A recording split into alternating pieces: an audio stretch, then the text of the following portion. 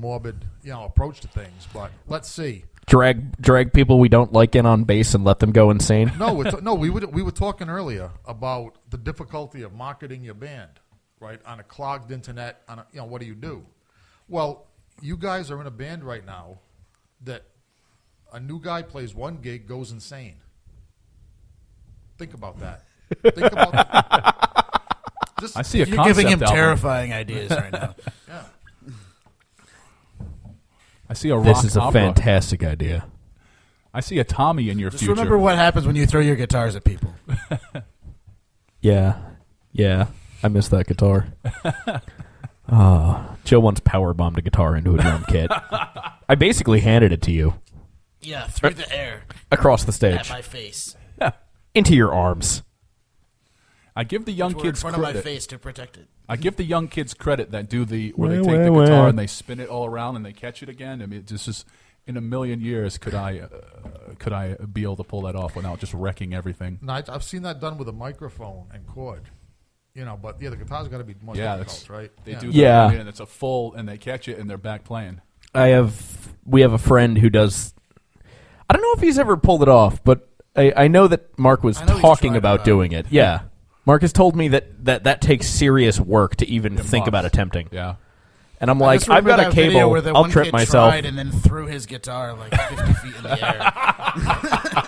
I remember that video. Or the one of somebody else smacking his singer in the face with it when he does it, and the singer getting really bad.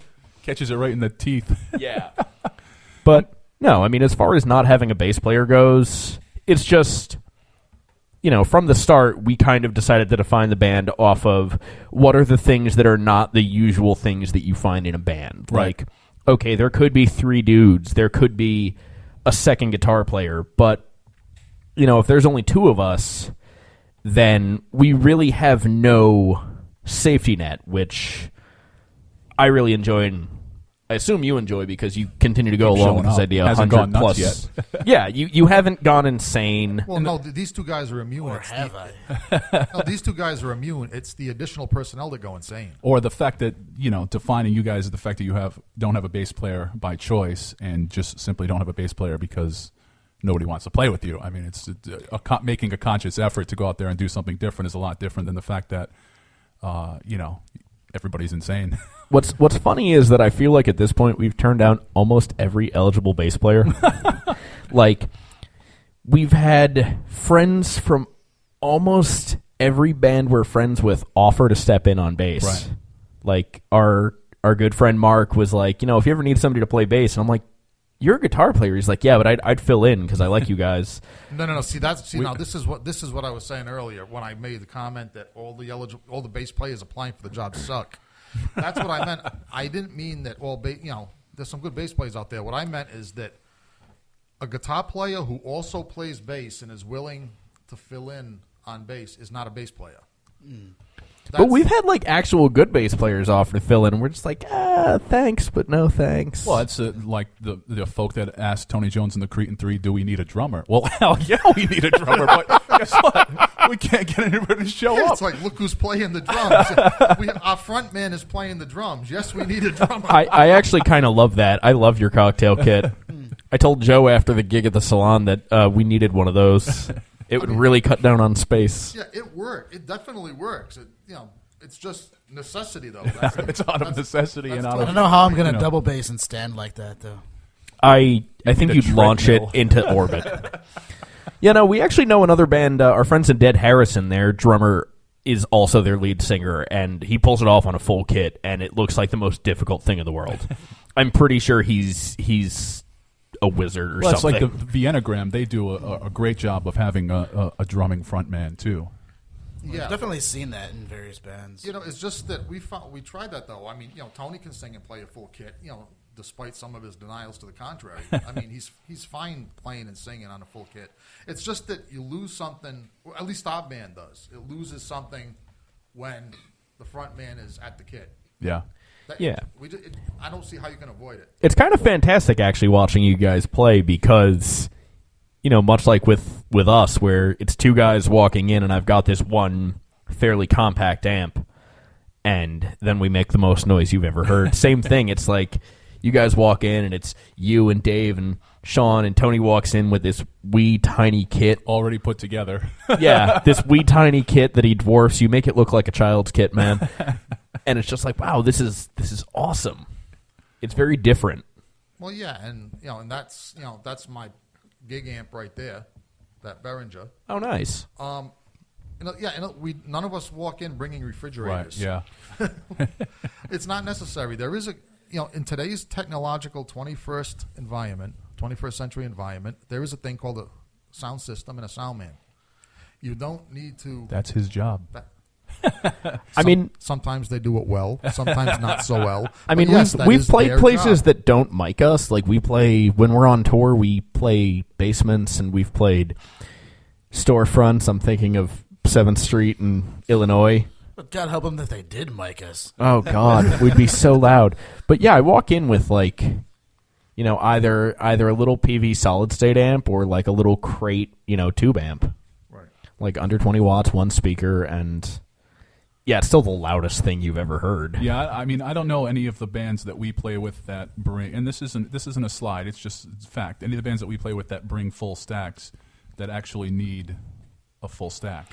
Definitely seen bands that bring them that they probably don't need them, but they bring them and it becomes more of a show or just a look at what I have. Kind of thing. Look at my toys. Yeah, Kidding aside, it's what it is now. It's a prop. It's scenery. I mean, there's like friends of ours in a band up north, band called Potsy, and my buddy Brad is probably the biggest gear nerd I know, and I mean this in the most loving way. If you're listening, Brad, you sexy French-descended bastard, you. But, Brad is playing out of this specific Marshall through this specific cab with these specific speakers, and he's, thought this out. Mm-hmm. He's really dove deep on it. We've thought out the fact that we want to move as little equipment as possible because we're old. Yeah, I mean, that's about where I'm at with it is, man, you know what? I get everything in, 2 trips, and that includes helping him with his drums. I pretty much cut my drums in half. Yeah, it's fantastic. Especially if you're in urban areas we all play at where the parking leaves a little bit to be desired. Yeah. Yeah, I mean, I've already figured out that if I'm reincarnated back upon this earth, I'm playing either a harmonica or a tambourine. A theremin. Oh, man. No, because even a theremin, you got to plug into something. That's true. Yeah, my goal is to eventually get to the John Spencer level of success, which is, oh, you want us for a gig? That's the amp you need to rent. Yeah. And walk in with a guitar. That's the dream, man. Yeah, there's nothing better than that feeling of power when you just walk in with a guitar. You approach the stage holding out the cord. Yeah, stick it. I mean, that's what Chuck Berry does, right? He has backup bands, and he just shows up with the guitar. Yeah, Chuck Berry shows up, tapes himself a couple videos of women going to the bathroom. You can smell my fart. looks at the amp, sniffs at it, demands his cash in hand, expects the bands to know his song. Tapes some women peeing again, and starts playing songs that nobody has heard in 50 years. Paid in cash, cash only. The most diabolical thing he does, though, is he plays in these. He'll play Johnny B. Good in this very bizarre key, not the key of A, not the key of E.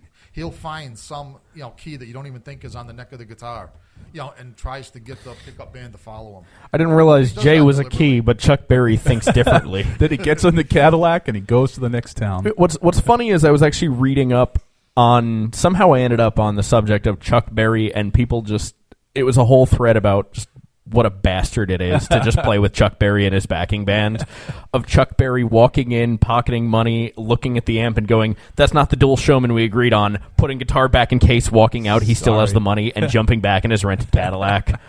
Things like that. Or same thing, Chuck Berry starts it in the key of F sharp. Yeah. That's not the key Johnny B. Good's in. It is now. Yeah, but he's and he just expects you to know every song in his repertoire because, God damn it, he's Chuck Berry.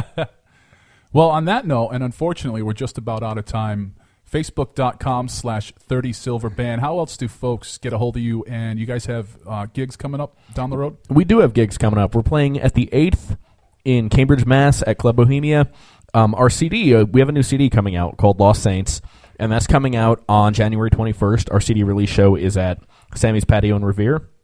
We're playing at Dublin's Pub in New Bedford on the 22nd, and Crossroads Pub in Palmer, Mass on the 23rd. And then we've actually got a show at Firehouse 13 with our friends. Nice, that's right. Yeah, Wolfman Chuck, Demon Boy from New York, Guello, and Necrophiliac Meat Circus. We might have to clear the schedule for that one. Yeah, clear the schedule, because that's going to be a Valentine's Day show. Bring the children. It's all ages, everyone. Bring the kids. The young ones will love NMC. And for folks that want to see your music video, if you go on YouTube, just type in 30 Silver Band. You guys have a great, one of my favorite things for music videos and videos in general. It's all in black and white, which I love. I love that. We've actually got 2 of them up there. Well, I want to thank you guys again. George, of course, I want to thank you. My pleasure. Thanks for having us, Tony. George. We're going to go out with the Dust Ruffles. Here is Romeo right here on the Tony Jones Show. Bye, everybody. Bye.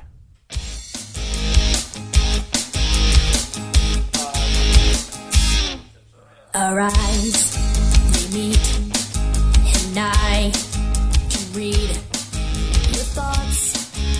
I see where this is going, and know your thoughts. And I can see the lies and the truth and the pain. I can recognize that this is just a game. We play in our minds because we are the same. I want, you want what we